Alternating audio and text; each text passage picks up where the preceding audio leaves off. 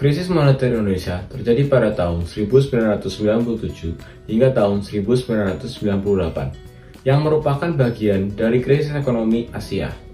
Krisis ini dipicu oleh sejumlah faktor, mulai dari kebijakan ekonomi dan tidak efektif hingga ketergantungan yang tinggi terhadap utang luar negeri. Pada saat itu, Indonesia mengalami penurunan tajam nilai tukar uang rupiah terhadap dolar AS, yang mengakibatkan inflasi tinggi dan krisis kepercayaan dari investor asing. Salah satu pemicu utama adalah krisis keuangan yang pertama kali melanda Thailand, kemudian merembet ke negara-negara Asia, termasuk Indonesia. Kebijakan pemerintah yang mengandalkan utang luar negeri dalam dolar AS membuat Indonesia rentan terhadap perubahan nilai tukar. Dampak dari krisis moneter sangat besar bagi perekonomian Indonesia. Nilai tukar rupiah jatuh drastis mencapai lebih dari 80% terhadap dolar Amerika Serikat, yang membuat barang-barang impor menjadi sangat mahal. Inflasi melonjak menyebabkan harga kebutuhan pokok seperti bahan pangan, energi naik tajam. Akibatnya daya beli masyarakat pun menurun dan banyak perusahaan terpaksa gulung tikar. Kemiskinan di masyarakat pun meningkat dengan banyaknya pekerja yang kehilangan pekerjaan.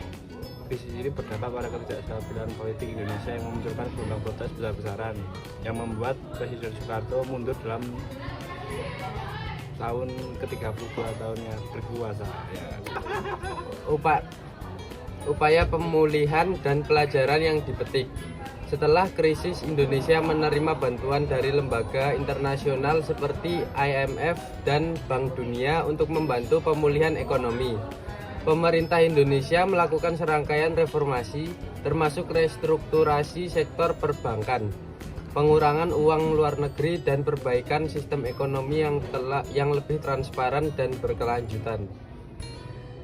Meskipun pemulihan memakan waktu, Indonesia akhirnya berhasil keluar dari krisis dan mencapai pertumbuhan ekonomi yang stabil di tahun-tahun berikutnya.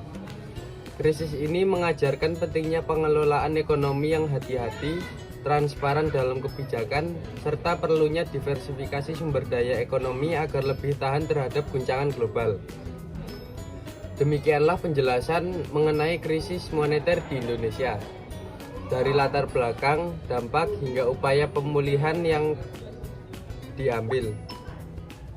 Krisis ini memberikan pelajaran berharga tentang pentingnya stabilitas ekonomi dalam menjaga kesejahteraan negara. Terima kasih telah menyaksikan video kami. Ya, terima kasih. Astagfirullah.